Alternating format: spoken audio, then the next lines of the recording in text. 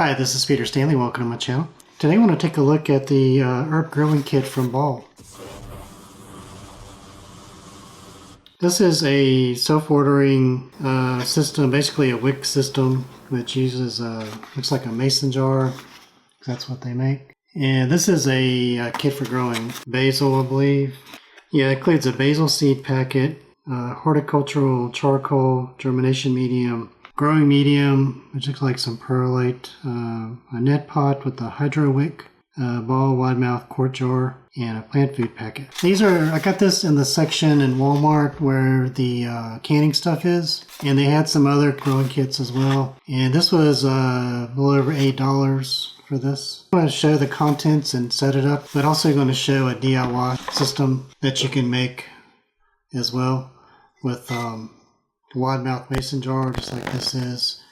A standard 3-inch net pot will fit in one of these perfectly. And this is just a piece of microfiber cloth like that, and I just cut a strip of it. And I'll put some cocoa coir in there. And I'm going to run these side by side just to see how they do. I think this is looks like a nice little kit for someone who's never grown this way, and has everything you need.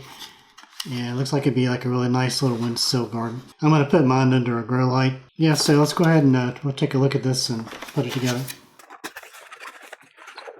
So we got a standard ball mason jar. It's got the instructions on this, looks like. So here's the little net pot. Wicking material. Just to compare with my DIY one, it's a little bit bigger, a little longer, not as tapered on the end. And there's the perlite, plant food, the charcoal. I'm not sure what the charcoal was used for, and that's the basil. This is the little cocoa coir disc. And I need to add 2 cups of water. I'm going to do the same for my DIY container as I do this.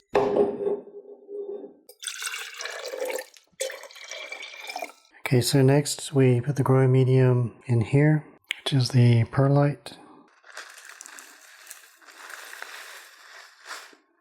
Trickle warm water over the filled net pot for about 30 seconds until thoroughly soaked.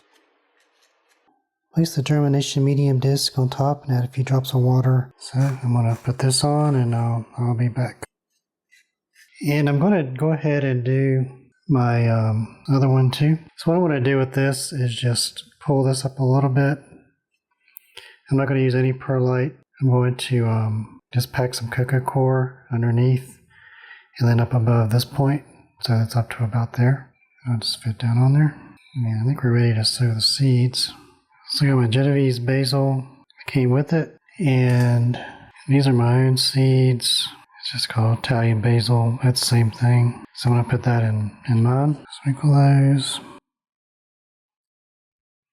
And I want to put a few of these in here. I'll try to get the same amount. And we're supposed to press these in with our fingers too. Do the same with mine. So we're placing this over this one.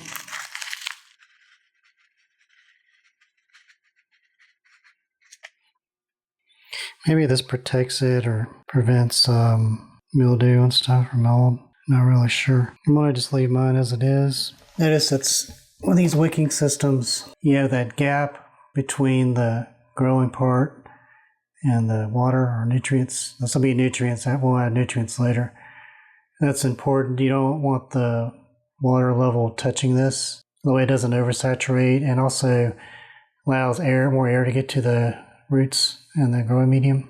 So we'll run them side by side and see how they do. Okay, so I've got it about just a little over 12 inches, so it should be around 300 ppfd, micromoles per whatever. Also going to try to get this little time-lapse set up.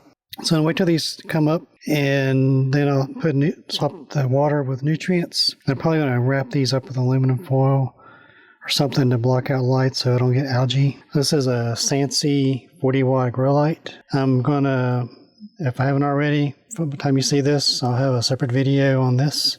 So we'll let this go, and I'll do a time lapse of the sprouting, and then I'll back this off and try to get a shot of the plants coming up.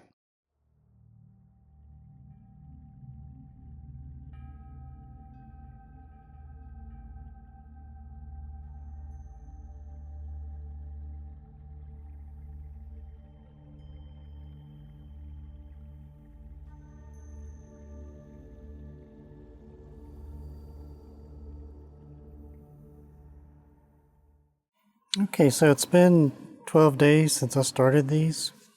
Got the time lapse going. I move this out of the way. So this one is the DIY one, and just the cocoa core 3-inch net pot. And this is the ball kit with all the layers of stuff. Since these have sprouted up, I'm going to go ahead and switch the water out with the nutrients. The pack comes with this Schultz 2020 plant food. The instructions say to mix 1/8 of a teaspoon per 2 cups, which is what you would put in this at a time. So that translates to 1 teaspoon per gallon. So I've got that, and I measured the ppm. It's 400 ppm. pH is 5.8 using my tap water. So I'm gonna compare. I mixed up some master blend, Epsom salt, and calcium nitrate at the same strength, 400 ppm. So I'm going to run my homemade herb kit with the master blend and see how it does against the Schultz 2020, which came with the kit. And also going to wrap these jars with aluminum foil just to block out light. And I'm going to then restart my time lapse and show how the grow does from this point forward.